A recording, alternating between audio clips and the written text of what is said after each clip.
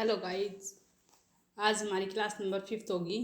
उसमें हम topic number यानी कि 5th टॉपिक में करेंगे जलवायु, क्लाइमेट, जो कि एसएसटी सीरीज चला रखी है। उसमें से जलवायु किसी स्थान पर अनेक वर्षों में मापी गई मौसम की औसत दशा को जलवायु कहते हैं। जलवायु की भी किसी भी स्थान की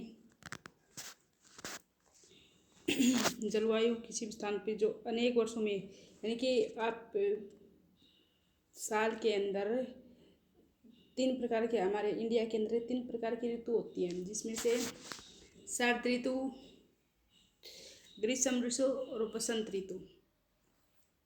ठीक ऐसे ही कई सालों का जो रिकॉर्ड इकट्ठा करके वहाँ की जलवायु का पता लगाया जाता है। जैसे कि भारत की जो जलवायु वो मानसूनी जलवायु है। भारत में ज़्यादातर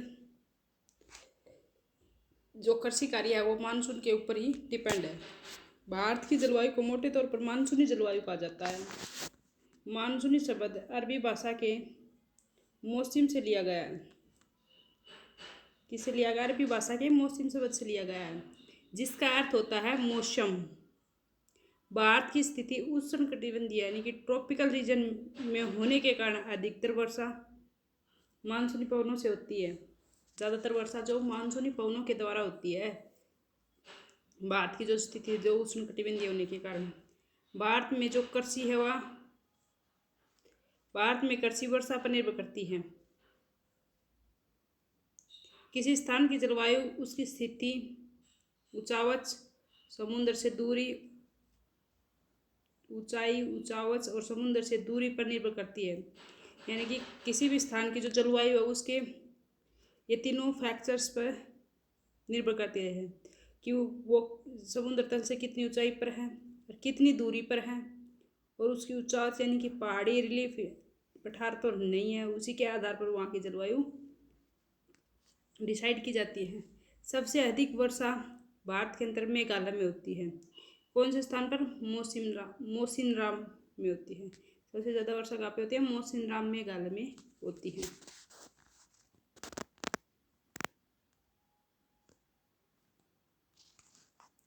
ठीक, नेक्स्ट पेज पे चलते हैं।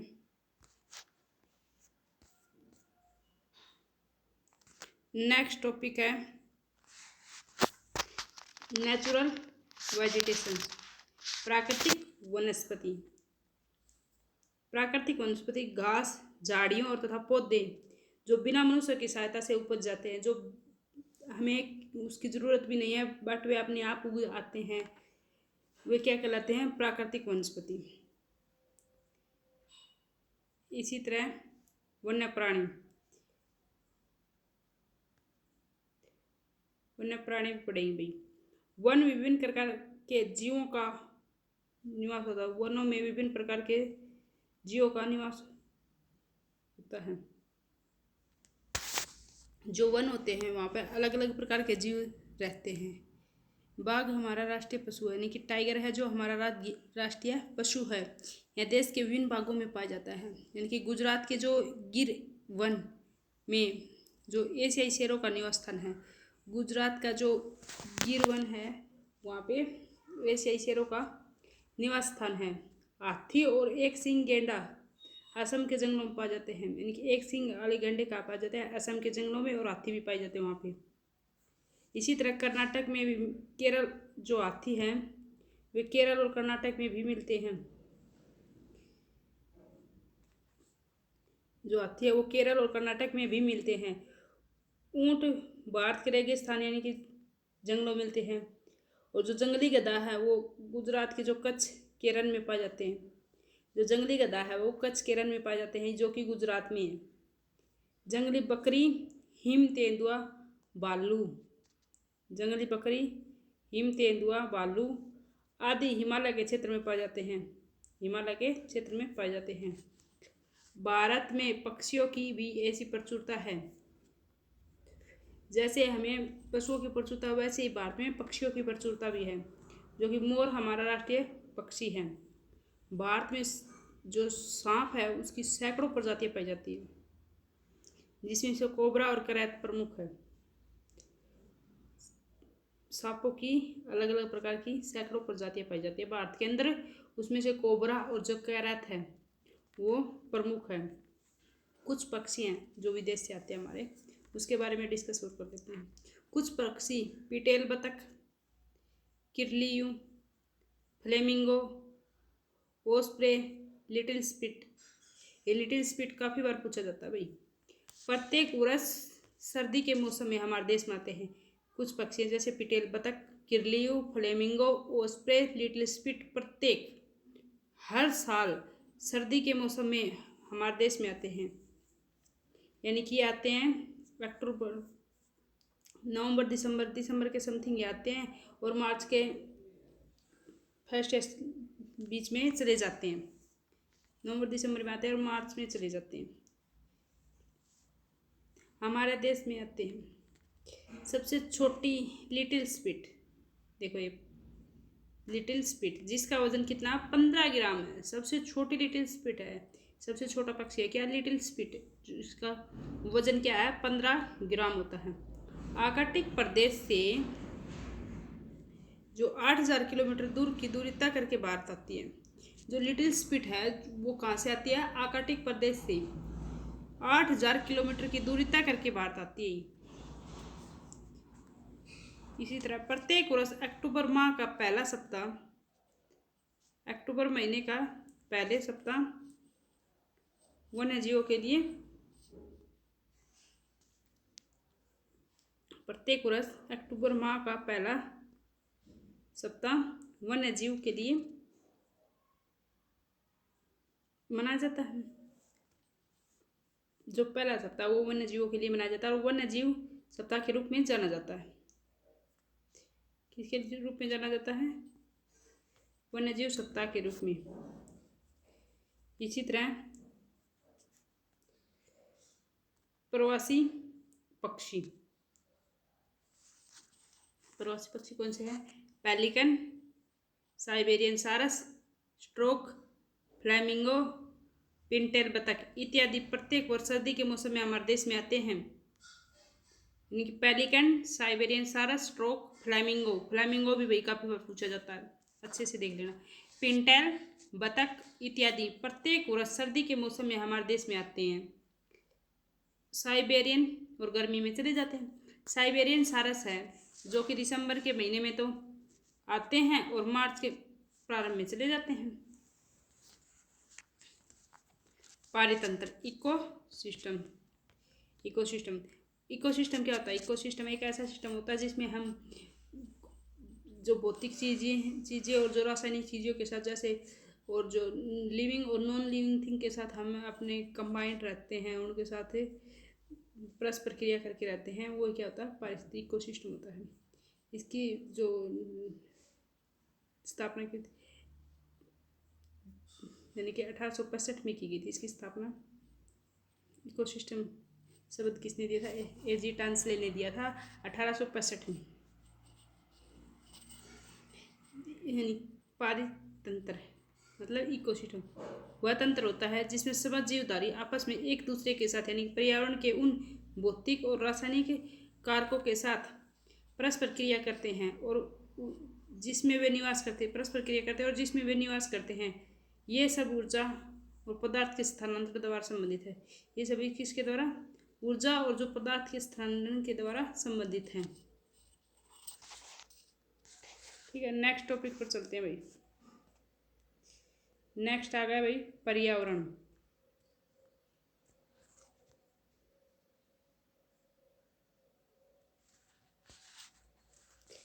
पर्यावरण, इन्वायरमेंट। इन्वायरमेंट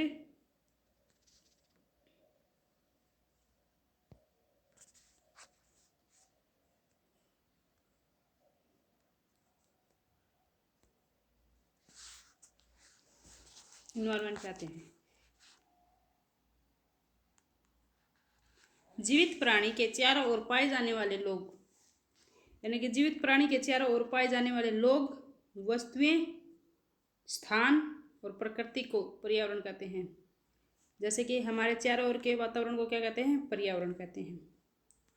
यह प्राकृतिक और मानव निर्मित ह्यूमन मेड जैसे स्थल परिघटनाओं का मिश्रण है। स्थल और परिघटनाओं का क्या है? मिश्रण है। पृथ्वी के प्रमुख परिमंडल, major domain of the earth, इसके बारे में डिस्कस करेंगे अब। मेजर डोमेन ऑफ अर्थ, इसके बारे में डिस्कस करते हैं। पृथ्वी का ठोस भाग सॉलिड प्रोटेशन, जिस पर हम रहते हैं। पृथ्वी का ठोस भाग जिस पर हम रहते हैं यानी कि भूखंड, उसे क्या कहा जाता है? भूखंड कहा जाता है। लिथोस्फीयर कहा जाता है। गैस की परतें जो पृथ्वी के चारों ओर घेरती हैं वो क्या कहलाती हैं? वायुमंडल कहलाती हैं। यानी कि हमारे चारों ओर के वातावरण को वायुमंडल, जहाँ ऑक्सीजन, नाइट्रोजन, कार्बन डाइऑक्साइड और दूसरी गैसें पाई जाती हैं।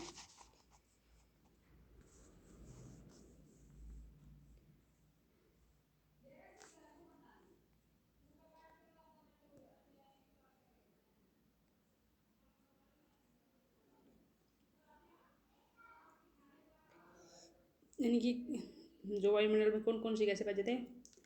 ऑक्सीजन, नाइट्रोजन, कार्बन डाइऑक्साइड गैसें पाई जाती हैं। पृथ्वी के बहुत बड़े भाग पर जल पाया जाता है। पृथ्वी के कितने बड़े भाग? बहुत बड़े भाग, 71% भाग पर जल पाया जाता है। 71% भाग पर, जिसे जलमंडल कहते हैं, हाइड्रोस्फीयर कहते हैं। जलमंडल में जल की सभी वस्तुएं जैसे बर्फ, जल और जलवाष्प शामिल होते हैं। जलमंडल में क्या क्या शामिल होते हैं? सभी वस्तुएं जैसे बर्फ, जल और जलवाष्प आदि शामिल होते हैं। जीवमंडल पर चलते हैं। बायोस्फीयर एक सीमित क्षेत्र है जहाँ स्थल, जल और हवा एक साथ मिलते हैं। जहाँ पे स्थल, जल और हवा तीनों एक साथ मिलते हैं वो क्या कहलाते हैं? जीवमंडल कहलाते हैं। पृथ्वी की सतह को दो भागों में बांटा जा सकता है। बड़े स्थलीय भूभागों को महाद्वीपों के नाम से जाना जाता है और बड़े जलाशयों को महासागरों, बेसिन के नाम से जाना जाता है। पृथ्वी के सतह को दो भागों में बांटा जाता है, एक स्थलीय भाग और एक जलीय भाग। स्थलीय भाग को क्या कहते हैं? महाद्वीप। और जलीय भाग को क्या कहते हैं? बेसिक से पूछ लो आप, महासागर। इसी तरह विश्व के जो सभी महासागर आपस में एक दूसरे से जुड़े हुए हैं। ठीक है। समुद्री जल का स्थल, तो समुद्री जल का तल सभी जगह समान होता है। स्थल की ऊंचाई समुद्र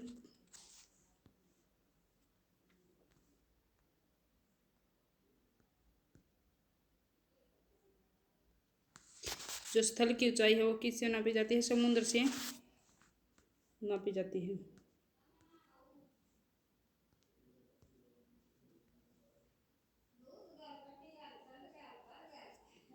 स्थल की ऊंचाई किससे नापी जाती है? समुद्र से दी जाती है। विश्व के सभी महासागर आपस में एक दूसरे से जुड़े हुए हैं। समुद्री जल का तल सभी जगह समान होता है। जो स्थल की ऊंचाई है वो समुद्र तल से नापा जाता है, जिसे जीरो माना जाता है। समुद्र तल को क्या मानते हैं? जीरो मानते हैं। विश्व का सबसे ऊंचा शिखर माउंट एवरेस्ट है, जो कि 8,848 मीटर है। 8,848 मीटर ऊंचा है। विश्व का सबसे गहरा जो गर्त है वो कौन सा है? मेरियाना गर्त, जिसकी गहराई कितनी है? 11,022 मीटर। 11,022 मीटर है, जिसकी गहराई 11,022 मीटर है।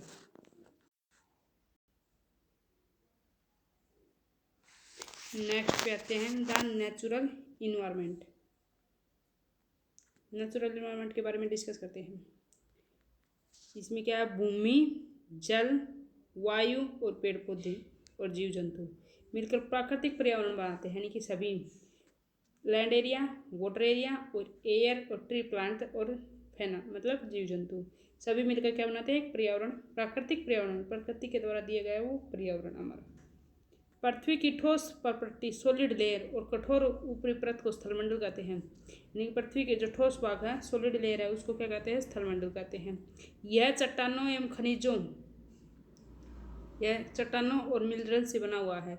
मिट्टी की पतली परत से ढका हुआ, जो मिट्टी की पतली परत से ढका हुआ, जो रॉक्स हैं वे, जो मिनरल्स हैं वे मिट्टी ऊपर मिट्टी की पतली परत से ढकी हुई हैं। यहाँ पहाड़, पठार, मैदान आदि जैसे विभिन्न स्थलाकृतियों वाली विषम धरातल होती हैं। विभिन्न स्थलाकृतियों वाली विषम धरातल होती है। ये स्थलाकृतियाँ महाद्वीपों के अलावा महासागरों की सतह पर भी पाई जाती हैं। ये स्थलाकृतियाँ कहाँ पे? महाद्वीपों की बजाय महाद्वीपों में तो पाई जाती हैं, महासागरों में भी पाई जाती हैं। आप ऐसे बोल देंगे महासागरों में तो पानी होता है, वहाँ पे कैसे पाई जाती है? वहाँ पे भी है, नीचे चट्टानें हैं। जैसे अंडमान निकोबार द्वीप समूह, अलग अलग जगह ये कैसे उभरे? प्रवाल द्वीप बोल देते हैं। धीरे धीरे जैसे जैसे पानी कम होता जाता है वैसे वैसे ये उभरते रहते हैं। इसी तरह हम नेक्स्ट पर करते हैं लिथोस्फीयर, स्थल मंडल। वह क्षेत्र जो हमें वन, कृषि और मानव बस्तियों के लिए भूमि, पशुओं को चराने के लिए घास स्थल प्रदान करता है। वह क्षेत्र जहाँ पर मानव, वन, पेड़ पौधे, कृषि और मानव की बस्तियाँ और पशुओं को चराने के लिए घास का स्थल यानी कि खनिज संपदा का एक स्रोत है। देखो अच्छे से, स्थल मंडल एक ऐसा लिथोस्फीयर एक ऐसा है जो चट्टानों से बना हुआ है, जहाँ पे मिनरल्स यानी कि खनिज संपदा है बहुत ज़्यादा, और वहाँ पे मनुष्य कृषि करता है, मानव बस्तियाँ निवास स्थान रूप से स्थायी रूप से निवास करती हैं, और वहाँ पे पशुओं को चराने के लिए घास के स्थान भी हैं। यानी कि हर चीज़ सुविधा, मानव रहने के लिए हर प्रकार की सुविधा होती है। वो क्या होता है? स्थलमंडल होता है। जलमंडल, जल का क्षेत्र जो जलमंडल कहते हैं, यह जल के विभिन्न स्रोतों जैसे नदी, झील, महासागर जैसे विभिन्न जलाशयों से मिलकर बनता है। यह सभी प्राणियों के लिए आवश्यक है। यह सभी प्राणियों के लिए आवश्यक है। वायुमंडल, वायुमंडल में क्या आएगा भाई? एटमॉस्फेयर, पृथ्वी के चारों ओर फैली पृथ्वी को वायुमंडल कहते हैं। पृथ्वी का गुरुत्वाकर्षण बल ग्रेविटेशनल फोर्स है, यानी कि गुरुत्वाकर्षण बल अपने चारों ओर से वायुमंडल को थामे हुए है। अपने चारों ओर से वायुमंडल को क्या करता है? थामे हुए हैं। यह सूर्य को झुलसे होने वाली जो गर्म हवाएं हैं, हानिकारक किरणें हैं, उससे हमारी रक्षा करता है। कौन करता है हमारी रक्षा? वायुमंडल। वायुमंडल में कौन करते हैं? जो गैसें हैं वो, और धूलकण होते हैं ये। इसमें से कई प्रकार की गैस, धूलकण और जलवाष्प उपस्थित होते हैं, जो कि वायुमंडल में परिवर्तन होने से मौसम एवं जलवायु में परिवर्तन होता है। यानी कि गैस, धूलकण और जलवाष्प उपस्थित होते हैं। वायुमंडल में परिवर्तन होने से मौसम और जलवायु में भी परिवर्तन होता है।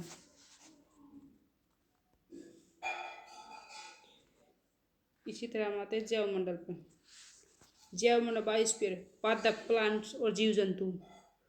प्लांट्स यानी कि पादप और जीव जंतु जैसे मिलकर जैवमंडल और सजीव संसार का निर्माण करते हैं। संजीव संसार का निर्माण करते हैं। यह पृथ्वी का वह संकीर्ण क्षेत्र है, यहाँ पृथ्वी का वह नैरो एरिया है जहाँ पर स्थल, जल, वायु मिलकर जीवन बनाते हैं, जहाँ पर तीनों चीज़ें, जैसे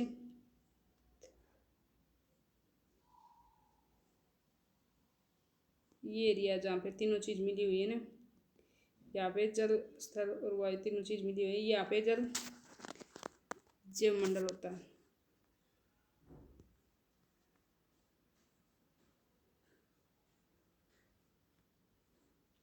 जीवमंडल, बायोस्फीयर, जीवमंडल स्थल, जल और हवा के बीच का एक सीमित भाग है। यानी कि जीवमंडल है वो क्या है? जल, स्थल और हवा के बीच का एक छोटा सा भाग है। वह भाग जहाँ जीवन मौजूद होता है, जहाँ पे जीवन संभव है, जहाँ जीवों की बहुत सी प्रजातियाँ पाई जाती हैं, जो कि सूक्ष्म जीवों तथा बैक्टीरिया से लेकर बड़े स्तनधारियों के आकार में पाई जाती हैं। मनुष्य सहित सभी प्राणी जीवित रहने के लिए एक दूसरे से जीवमंडल में जुड़े हुए हैं। जीवमंडल के प्राणियों को मुख्य दो भागों में बांटा जाता है, जंतु जगत और पादप जगत में विभक्त किया जाता है। किन किन में? जंतु जगत और पादप जगत में विभक्त किया जाता है।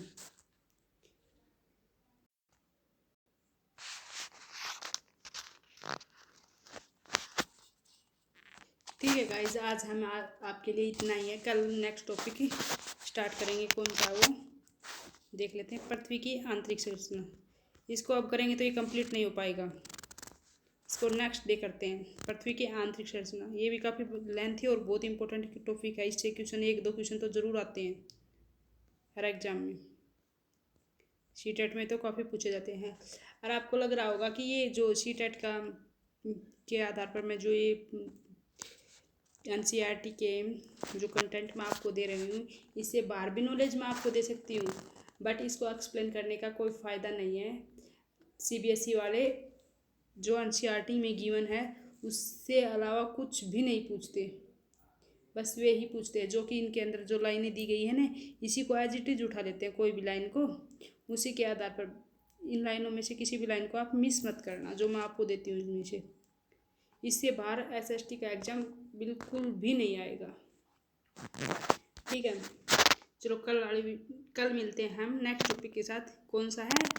पृथ्वी का आंतरिक भाग के बारे में कल डिस्कस करेंगे। Okay bye.